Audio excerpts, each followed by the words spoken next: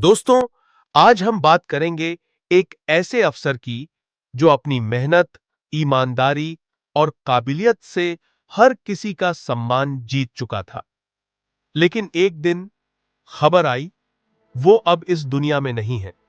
नाम है वाई पूरन कुमार, हरियाणा पुलिस के बड़े अफसर, एडीजीपी रैंक के आईपीएस अधिकारी।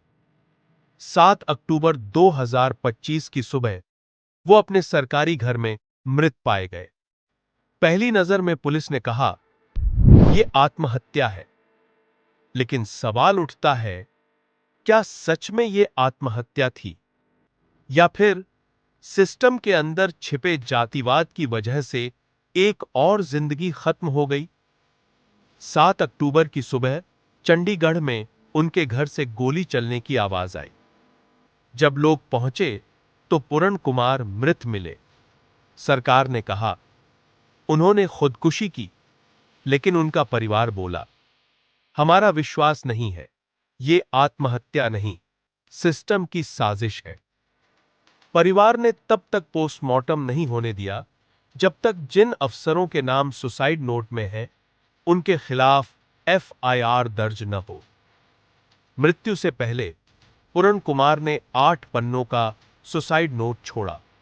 उसमें लिखा था कि उन्हें कई बड़े अफसरों ने जाति के आधार पर नीचा दिखाया, पदों से हटाया और मानसिक रूप से परेशान किया।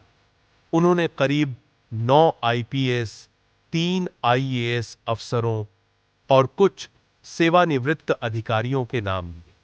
उनके शब्द थे, मुझे बार बार अपमानित किया गया, मेरी जाति पर ताने कसे गए, मुझे तोड़ने की कोशिश की गई।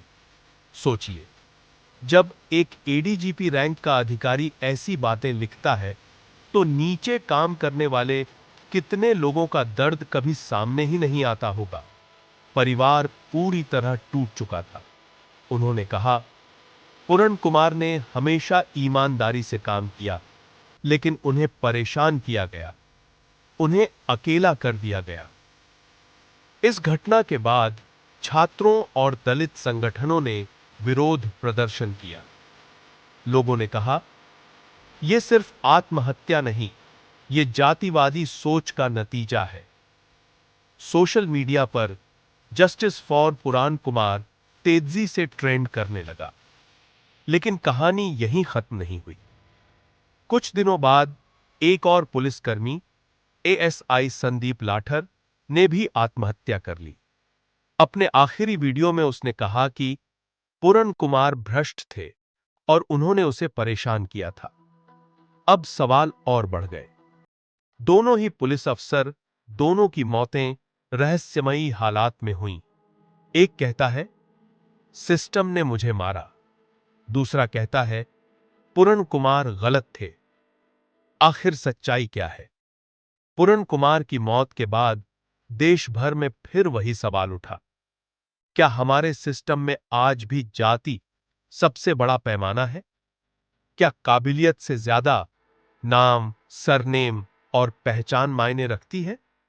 जब एक इतने बड़े अधिकारी को अपनी जाति की वजह से अपमान झेलना पड़ सकता है, तो सोचिए साधारण कर्मचारी या आम आदमी पर क्या बीतती होगी। सरकार ने जांच के आदेश दे दिए हैं। पोस्टमार्टम रिपोर्ट कहती है, यह आत्महत्या थी, पर परिवार अब भी कह रहा है, हम मानने को तैयार नहीं है।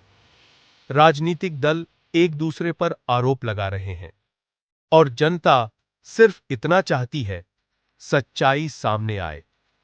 दोस्तों, हम 2025 में हैं, लेकिन अफसोस, जातिवाद आज भी हमारे सिस्टम में जिंदा है। कभी किसी छात्र के रूप में, कभी किसी कर्मचारी के रूप में, और अब एक आईपीएस अफसर के रूप में।